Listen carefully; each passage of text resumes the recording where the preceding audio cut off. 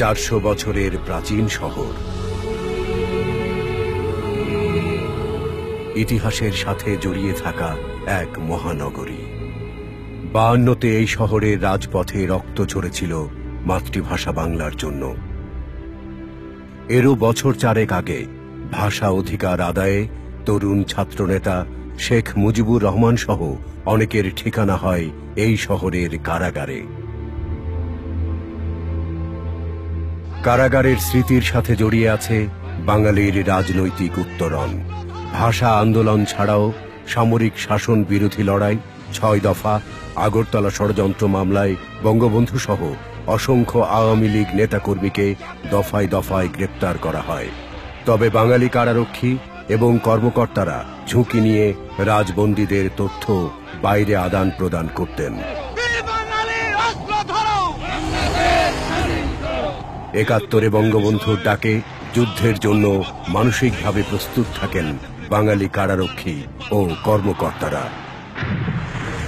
মুক্তিযুদ্ধ শুরু হলে বাঙালি কারারক্ষীরা দেশের বিভিন্ন কয়েদখানা উন্মুক্ত করে অনেকেই যুদ্ধে যোগদান করেন।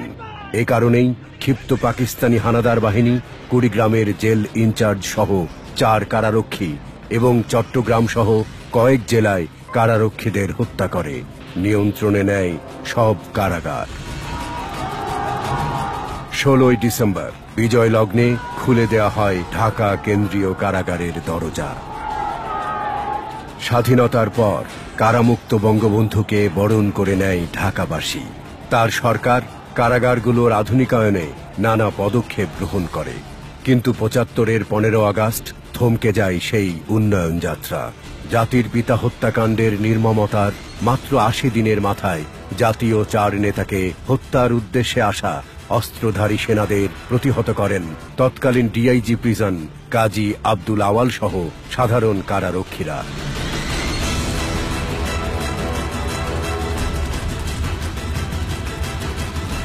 কিন্তু রাষ্ট্রের সর্বোচ্চ পর্যায় থেকে খুনি মোস্তাকের নির্দেশ আসার পর অসহায় ছিল কারা কর্তৃপক্ষ। তবে পরবর্তীতে ডিআইজি প্রিজন বাদী হয়ে হত্যা মামলা দায়ের করেন, যার সূত্র ধরেই হত্যাকারীদের অনেকের সাজা কার্যকর হয়েছে এই কারাগারে।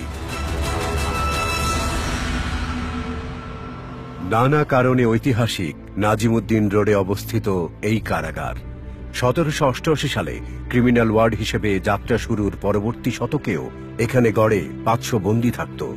পরবর্তীতে 17 একর জায়গার ওপর গড়ে তোলা হয় ঢাকা কেন্দ্রীয় কারাগার। কিন্তু সময়ের পরিক্রমায় বেড়েছে রাজধানী ঢাকার জনসংখ্যা, বেড়েছে বন্দীর সংখ্যা।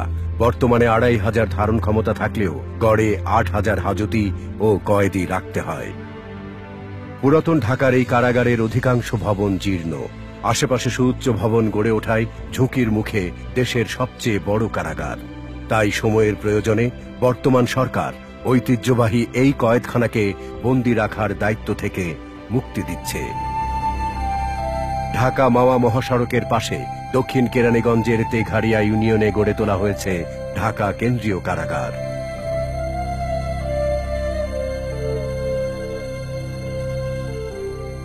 $194 একর জমির মধ্যে 30 একর জমিতে গড়ে উঠেছে নতুন কারাগার, যেখানে অনায়াসেই রাখা যাবে 10,000-এর বেশি বন্দী। 8টি 6তলা ভবন, 4টি 40 ফুট উঁচু ওয়াচ টাওয়ার, ডিভিশন প্রাপ্তদের জন্য আলাদা সেল, লাইব্রেরি, সেলুন, লন্ড্রি, কারা বেকারি, ওয়ার্কশপ, 1000 কারারক্ষীর জন্য ব্যারাক, এছাড়াও কোয়ার্টার, মসজিদ, মিলনায়তন সহ নানা আয়োজন।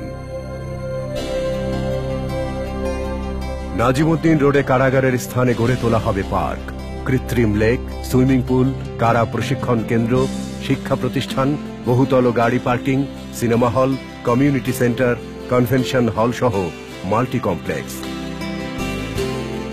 দিনক্ষণ চূড়ান্ত হলে মাত্র একদিনে পুরাতন ঢাকা থেকে এখানে সরিয়ে নেওয়া হবে সব বন্দীকে।